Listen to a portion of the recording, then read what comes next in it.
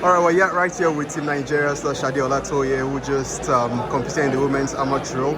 She's the African champion, by the way, and she's here representing Nigeria and Africa. Sade, going through the qualifying rounds against 66, 92, a couple of foul throws. How does it feel being on this stage?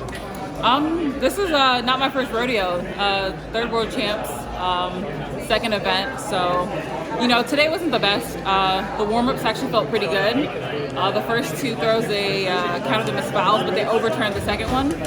So I'm actually going to go check on the first one in the TIC room to see if it was officially a foul. But yeah, I think I kind of was a little tentative when the competition did start. Having that first foul, trying to, still go after it while making sure that it was a throw inside the circle. So not the best today, but especially how my training's been going, I know that I'm ready for something big, especially just hitting 70 a few weeks ago. So I know that there's definitely more. It's unfortunate I wasn't able to hit it today, but I mean, you talked about the first foul throw, you said you could check it. Is it possible to contest it? Yes. Okay, and yes. All the best with that, definitely. Yes, but still talking about coming here to perform for your third time. I was speaking to your coach, and he said you felt good in training. In terms of executing what he had told you and what had been happening in training, do you think you reached peak condition here? I think the conditions were what we've been practicing with. The ring was nice, the crowd was vibrant. I think just came down to kind of like tensing up a little bit during competition, especially after hitting the first foul and having to try to protest that during competition. But no, I think everything was in really great conditions. I just wasn't able to execute the way I wanted to. But that's what it is with track and field. Some good days, some okay days. So. And the experience you bring into the champs for the third time, what would you say differentiates what happened in Doha, in Eugene, and now? What have you learned being amongst the best of the best? What differentiates the best from the best, and what do you think you can take from all of this? And obviously we want you to be in the final once you contest this. Right. I think you just kind of build more experience. You continue to build confidence. Being on the stage, seeing these girls, throughout the year, I think that you get more comfortable, being on this stage and being able to compete with all the girls. So I think that, with every championship, you have different goals. My goals were to make the final. And leading up, I had amazing practices. Training's been really good. So I just wasn't able to execute on the day, unfortunately. But, this is something I'll take into next year, especially having so many champs next year. So take this experience and, use it as motivation for next year. And I saw your Instagram post going back to 2016, in which you've improved every single year. Finally hit 70 this year. How did it make you feel? Were you that confident coming into the champs? I was very confident. I've had a very consistent season. Opened up at 69 and kind of continued doing that. So coming to the champs, hitting 70 3 weeks ago, definitely boosted my confidence. It shows me that I can compete with these girls. I've been practicing. I've been really just on my P's and Q's.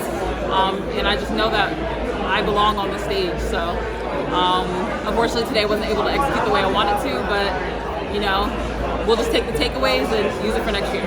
I mean, aside Coach Gabe, talk to me about your support system, people that motivate you. I'm pretty sure your colleagues in the discourse, I spoke to them and they said you guys are a group, you pray together. Right. Which other people motivate you to do this consistently? Yeah, definitely my family, always motivating me, striving for greatness, continue to be better each and every day. My teammates, my coach Ashley Kovacs, my teammates back in Tennessee, just being able to have a great girls group that we have and just everyone motivating each other in the weight room, at practice, continue to be better. One of my teammates is actually here as well.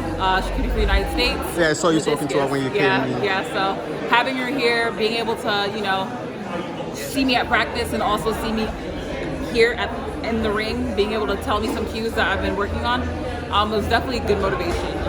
And then having my Nigerian teammates, of course, everyone here supporting each other. So, the support system is there.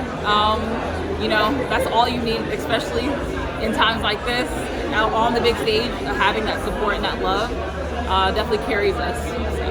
Once again, congrats on your master's degree. Yes, thank you. I mean, how does it feel juggling both of them, training, school? I know it's difficult, I know that, but talk me through the process. How are you able to manage it and still being able to compete here and being amongst the top ladies participating in the AMA?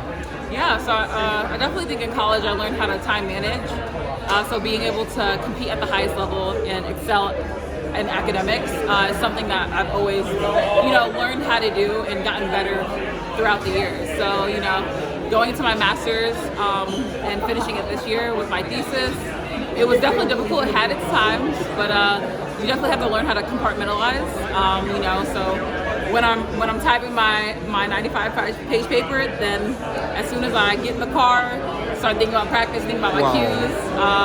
Use that time to really just kind of zone in and focus in on practice. So definitely learned throughout the years how to compartmentalize. Sport management, right? Pardon? Sports management, right? Yeah, sports management, exactly. And I mean, you girls are an inspiration to millions of kids back home. I mean, I see them talk, ask questions about how they want to be like you.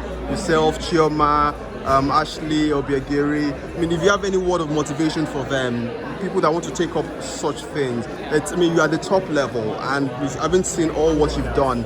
What would you say to them? Keep working hard. Don't let people count you out. Sometimes if you feel like you're the underdog, continue working, keep your head down, keep focused, stay motivated. Know that, as you keep working hard, keep striving for greatness, you will reach the top. You will reach your goals. So I think that's something that I've always focused on, and that's advice that I will always give. Just keep working hard, keep striving for greatness, and your time will come. So all the best with the appeal. We you. want to see you in the final. Yes.